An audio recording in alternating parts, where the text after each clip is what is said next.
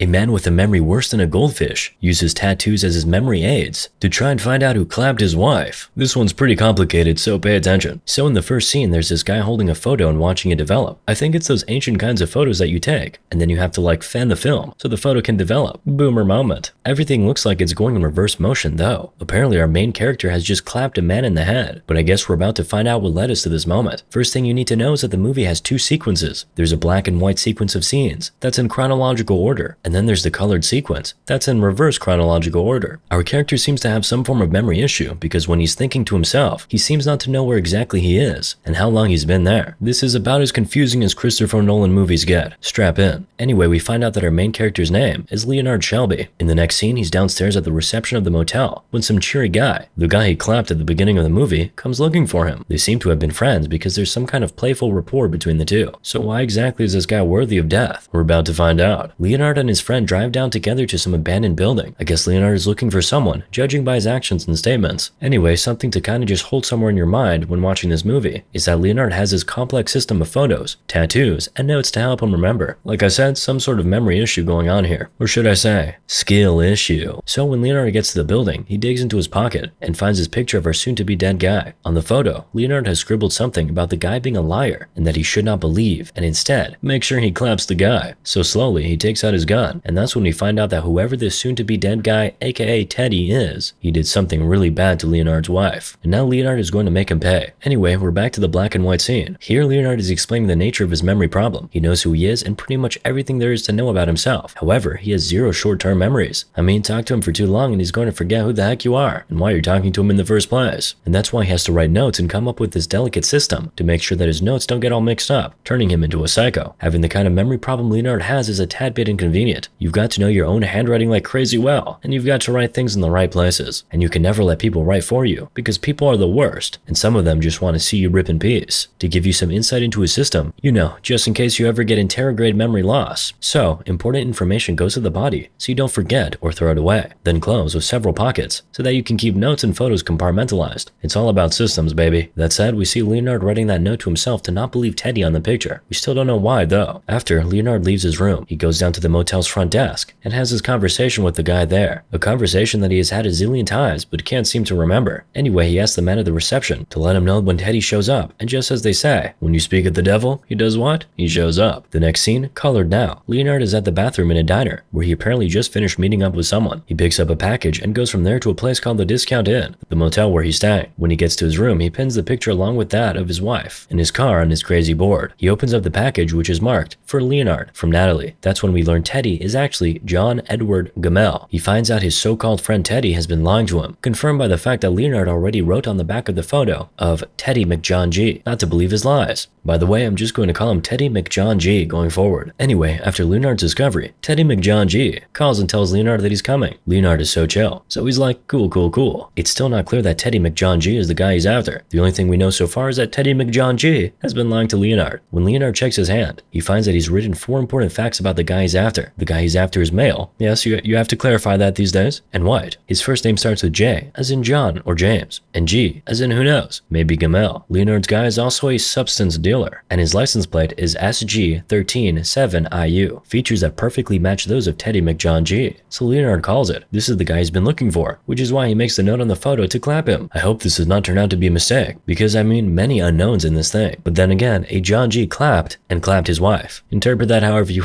want. I don't expect that he'd be particularly reasonable. Anyway, it's back to the black and white scene. This time he's talking to someone about how he's surviving and making things work even with his memory issues. In the colored sequence that follows, we find out what brought him to the diner in the first place. There's a woman, Natalie, who has information for him. The package that contained John G's information and all, and the address of the house where Leonard murdered John G in the beginning. Apparently, he had given her a license plate number to investigate for him, and she wanted to return a favor, so she helped him. Again, we switch back to the monochrome scene, and that's when we find out that Leonard used to be an investigator. It was in the course of work that he met Sammy Jenkins. The Sammy Jenkins he tells himself to remember through the tattoo on his hand. The next colored scene takes us to a time before he got the package from Natalie, when he met with Teddy. In their conversation, Teddy seems to be trying to dissuade Leonard from finding John G, talking about, your notes are unreliable. Of course they're unreliable. Of course he would say that. So we're back to the black and white scene where Leonard is telling us the story of Sammy Jenkins, a 50-year-old semi-retired accountant. He had a similar memory problem like Leonard, interrograde memory loss, but a lot worse. Mans couldn't remember anything longer than 2 minutes tops. Like Leonard Leonard, though, he could remember everything he knew before his accident. He just had to make sure he was focused. Tried everything to get cured, but nothing worked. And medical bills were piling up, which meant insurance. So they sent Leonard to investigate, which was how he met Sammy and his wife. When Leonard meets Sammy, though, he has suspicions. Okay, we're back to the time before the lunch meeting with Teddy. This time he wakes up in Natalie's bed. I guess interrograde memory loss doesn't stop you from getting freaky. If only I could get a girl with amnesia. You know, walk away the next morning, no consequences. Anyway, to continue Sammy's story, Leonard explains that he was somewhat suspicious of Sammy, so he ordered some tests. But before we get to the revelation from that, it's time to go further back in time to find out what favor Natalie was returning with the license plate number thing. Apparently, Leonard helped Natalie take care of some dude named Dodd. Natalie claims he did it of his own volition after learning that Dodd hit Natalie. Leonard, on the other hand, is not buying that and is convinced someone is trying to get him to kill the wrong guy. He eventually calms down though, after Natalie goes all soft on him. Then she tells him about someone she lost too, clapped by a certain Teddy, offering to help Leonard find the guy that clapped and clapped his wife. She looks like she's falling in love too. Nice. Lamal. Alright, you know what it's time for now. Black and white scene. So Sammy's story continues. Through the series of tests Leonard orders, he comes to the conclusion that Sammy's memory loss issue was psychological rather than physical. So the insurance company denies Sammy's claims, and Sam and his wife have to come up with the bills, while Leonard gets celebrated with a promotion. We're now back to color and a time before he went to Natalie's. Leonard wakes up in some motel room with a guy muffled in his wardrobe. Just then, Ted McJohn G comes knocking on the door. Apparently, Leonard called him because of the situation with the guy in the wardrobe. The guy happens to be Dodd from Natalie. They don't kill him though, just threaten him and make him disappear, after which Leonard drives to see Natalie, the scene we watched last. Continuing Sammy's story, the movie switches back to black and white scenes. The condition with Sammy is creating tension in his marriage, and his wife has just about had it, especially now that Leonard has suggested that it was all in Sammy's head. Alright, now we're taken to the scene where Leonard meets Dodd. This time he's in a bathroom with a bottle of grape juice in his hand, but he's sober. While in the shower, Dodd comes into the bathroom and he clubbers the guy with the bottle before he can say jack. He checks Dodd's stuff and finds some masking tape and a gun. Guess Dodd was a piece of crap anyway. So Leonard ties Dodd up and chucks him in the wardrobe, after which he calls Teddy. In the next black and white sequence, whoever Leonard is talking with over the phone has to go, and so he hangs up the call. In the colored sequence, we are taken through the chase that takes Leonard to Dodd's room. Going further back, we find out that Dodd had been chasing Leonard, trying to grab him, but the scene before that is particularly moving, as we see Leonard burning some of his wife's stuff at a cemetery, his attempt to forget who she is. But considering that he'll forget he even did that within the hour, not sure that's helping. He does get flashes of his wife from the horrible accident of when she was killed though, but nothing else that's concrete. Over in the black and white sequence, Leonard is finding some confusing evidence. His next tattoo is supposed to say, access to substances, but the police report paints Leonard's guy as a desperate addict who broke into Leonard's house to get some money to buy salt so he could eat it with his nose. But that didn't make sense to Leonard because a huge stash of substances was found in John G's car. The person Leonard is talking to then makes the puzzle fit. John G is a dealer. Meanwhile, we learn how Leonard got into Discount Inn. Apparently he'd been staying with Natalie, but Teddy McJohn G didn't think it was a great idea because he's convinced Natalie is bad news. Teddy McJohn G informs Leonard that Natalie and her boyfriend are into substances and advises him to check into a motel, which is what he does. But Teddy also tells him something curious about how Leonard doesn't know who he is, at least not since the incident. Whatever the case, Leonard checks the back of the photo of Teddy that he has and finds out that he had scribbled on the note that he shouldn't believe his lies, so he discards Teddy's advice. But now there's some problem in the black and white world, because as Leonard continues the story of Sammy, he stumbles on one of his tattoos on his arm that tells him never to answer his phone. When he asks who's on the phone with him though, the call immediately hangs up, and that's when he calls the front desk, instructing the guy there to make sure no call comes through for him anymore. In the next scene, we find out some backstory on Natalie and Dodd. Like Teddy said, Dodd is into substances and Natalie works for him. Actually, Natalie seems to be a psychopathic freak, a la Gone Girl. It's not yet clear what exactly she wants with Leonard, but so far, we know that Leonard stayed with her for a couple of days before moving to Discount Inn. When they first get to her house, Leonard tells her about his mission to find the guy who clapped his wife. He also gives us the first full flashback into how his wife was clapped. A couple of guys barged into their home. One clapped his wife and then clapped her. The other guy hit him from behind and pushed his head into the mirror, the impact of which causes memory loss. He goes further to explain to Natalie that the police didn't believe that there were two men at the scene, because obviously, Leonard has brain damage, so his statement was considered unreliable. This is why he's looking for the killer himself. But it gets crazy because we also find out that maybe Teddy was right after all. Natalie turns out to be a real female dog, if you know what I mean. Apparently she has some score to settle with the so-called Dodd, so she gets Leonard to do her dirty work by saying all these super hurtful things to Leonard to get him angry. This This makes Leonard hit her, especially because she insults his late wife continuously, but then she steps out for a while, giving Leonard a couple of minutes to forget what happened, and then when she comes back, she tells Leonard that she was hit by Dodd. Sure enough, Leonard wants to help her, so he gets Dodd's name and address and plots his move to take him out. But thank God he doesn't. But how exactly did Leonard meet Natalie? We'll get to that in a bit. Let's let Leonard finish the story of Sammy and his wife. As we found out earlier, Sammy's illness was putting a strain on his marriage. His wife, thinking it was a mental issue, courtesy of Leonard, kept coming up with new tricks to force Sammy to snap out of it, but he just never could. One day, Sammy's wife goes to Leonard and asks for his sincere opinion on what he thought about her husband's condition. Leonard said he believed it was mental. She wants to be sure once and for all, so she puts Leonard to the test. She's diabetic and needs to take her shot at specific times. Since Sammy learned how to do that before his accident, he still used to give her the injections even after the accident. On that fateful day, Sammy's wife told him that it was time for her shot, but to test him, she kept taking the time back and telling him to come give her shot again and again. She knew her husband loved her and felt like this would finally cause him to break, but he didn't. Instead, he kept giving her shot each time she asked until she overdosed and slipped into a coma she couldn't recover from. Congratulations, you played yourself. Anyway, back to Natalie and how she and Leonard met. So Natalie has his boyfriend, Jimmy Grants, and he's a dealer. Natalie's a bartender, and so her boyfriend deals using her bar as a front. According to what Teddy tells Leonard, the police are after Jimmy Grants and somehow Leonard is involved, which is why they've been calling Leonard in his motel room. Teddy wants Leonard to run away and get a new identity. However, Leonard checks his picture of Teddy on which he had already made the note to not trust him, so he collects the bag of clothes and stuff Teddy gives him to change into, but he doesn't change into them. Instead, he finds his coaster in his pocket that has a note from Natalie from before, telling him to come by the bar later, so he drives down. Now here's the crazy thing. When Leonard gets to the bar, he meets Natalie outside where she's throwing stuff into the dumpster. When Natalie sees the car, she assumes it's her boyfriend Jimmy, but then when she looks into the car, she discovers that it's not him. That makes me wonder, could it be that the note Leonard found was actually for Jimmy? Maybe the car and clothes were actually for Jimmy. I mean, man's driving a Jag, not exactly a common car. Anyway, in the black and white sequence, we finally find out that the cop Leonard has been talking to is Teddy McJohn G, or Officer Gamel, but he tells Leonard to call him Teddy because he's undercover. Apparently, Leonard is supposed to go and take down Jimmy Grants, so Teddy gives directions to an abandoned building, supposedly where Jimmy Grants is, and then leaves. When he gets to the abandoned building, Jimmy Grants shows up. Apparently, Teddy had set Jimmy up because when Jimmy shows up, he asks for Teddy like they had an appointment scheduled. As arranged, Leonard claps Jimmy, takes a photo of him, and changes into his clothes, which explains how he found the note from Natalie and why Natalie was being psychotic to him. He clapped her boyfriend. Now, one curious thing though, before Jimmy finally gives up the ghost, he mentions Sammy, and that's when it hits him. Something's off. The dead man shouldn't know about Sammy. At about that time, Teddy shows up. When Leonard meets him outside, he pretends like he's forgotten who Teddy is. However, he had checked his photos just before Teddy entered the building, so he could remember who Teddy is. Now Teddy thinks Leonard has forgotten who he is, so he capitalizes on that, but Leonard wouldn't be fooled, so he pressures Teddy into telling him what the heck is going on. Teddy then unravels the entire story to Leonard, and indirectly to us. Apparently, the story of Sammy Jenkins is the story of Leonard, which he has tried to repress. His wife was a diabetic, and she was actually clapped, but she wasn't killed. She survived, and she didn't believe Leonard had the condition he claimed to have. She believed she could get him to shake off whatever was wrong with him, which was why she kept asking for shot after shot of insulin, hoping that the realization of the fact that he was clapping her would make him snap out of it. But since he genuinely couldn't remember, he doesn't stop himself and his wife dies due to death. Teddy also explains that he was the police officer assigned to Leonard's case, and that together they had caught and clapped Leonard's wife's clappist.